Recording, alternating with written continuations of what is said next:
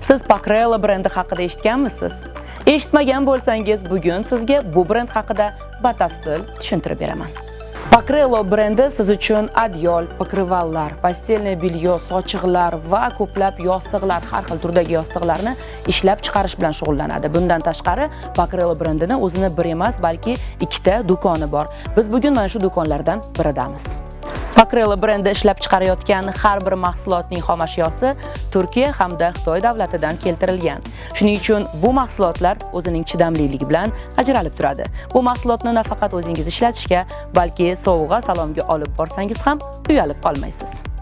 Agar Pakrela do'koniga kelsangiz, albatta bu yerdagi dasturxon, sochiqlar va mana bundoq yostiqlarga e'tibor qaratishingizni iltimos qilaman, chunki sizni bu yostiqchalar befarq qoldirmaydi.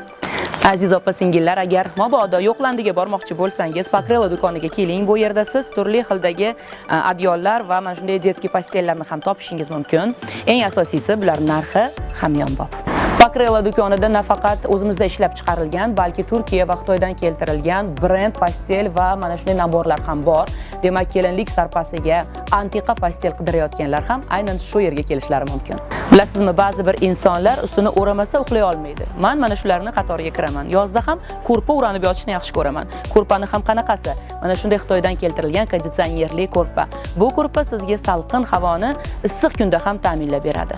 Pakrela do'konida mana shunday sochiqlar rastasini yoniga kelsangiz, bu yerda Turkiyada ishlab chiqarilgan hammom yuz va qo'l sochiqdan tashkil topgan naborlar. Bundan tashqari juda ham ko'plab o'zimizda ishlab chiqarilgan sochiqlar ham bor. Bularni nafaqat assortimenti ko'p, balki narxi ham arzon. Shuning uchun albatta bu yerga kelsangiz, sochiqlarga ham nazar tashlab qo'ying.